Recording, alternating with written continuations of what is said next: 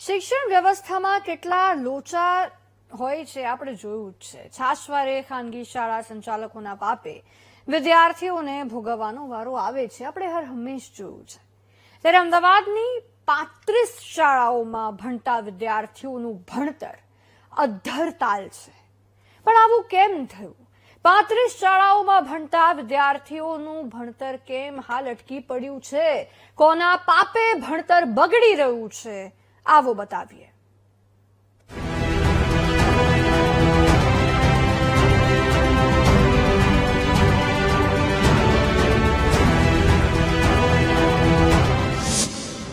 અમદાવાદમાં શાળા સંચાલકોની બેદરકારી। એએમસીએ શહેરની 35 શાળાને કરી સીલ। સંચાલકોના પાપે બાળકોનું ભાવિ અધ્ધરતાલ।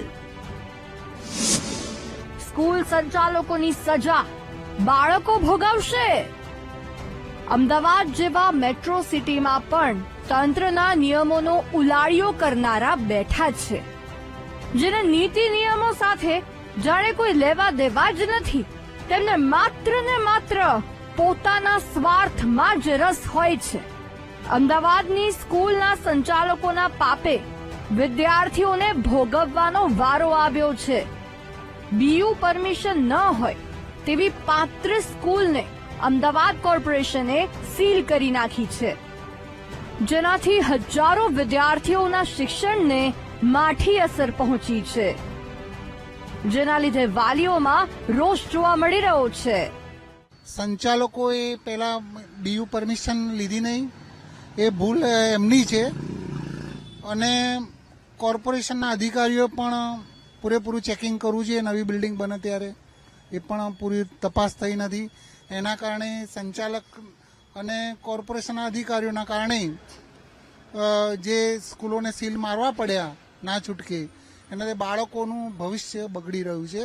અત્યારે લોકોનું ભણવાનું એ લોકો કેન્સલ કરીને પોતે ઘરે બેસી રહ્યા છે।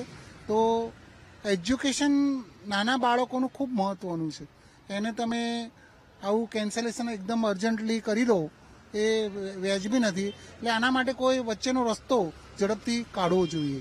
બીયુ પરવાનગીનું કારણ આપી 35 સ્કૂલ સીલ કરવામાં આવી છે।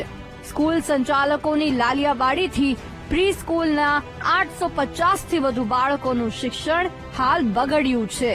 તંત્રની કામગીરી સામે પ્રી સ્કૂલ એસોસિએશનના સેક્રેટરી સાથે વાત કરી તો જાણવા મળ્યું કે એ પ્રી સ્કૂલ એસોસિએશને સ્ટેન્ડિંગ કમિટીના ચેરમેનને રજૂઆત કરી હતી। સ્કૂલ સીલ થતા બાળકોને ક્યાં ભણાવવા તે પ્રશ્ન ઉભો થયો છે।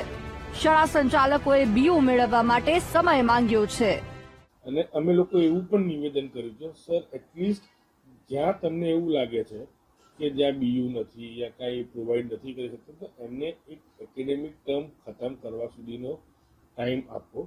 જે એમને ખૂબ શાંતિપૂર્વક સાંભળ્યું અને એમને કીધું આશ્વાસન આપ્યું છે કે હા હું જોઈ લઉં છું, આના ઉપર અમે પ્રયત્ન સંપૂર્ણ કરીશું।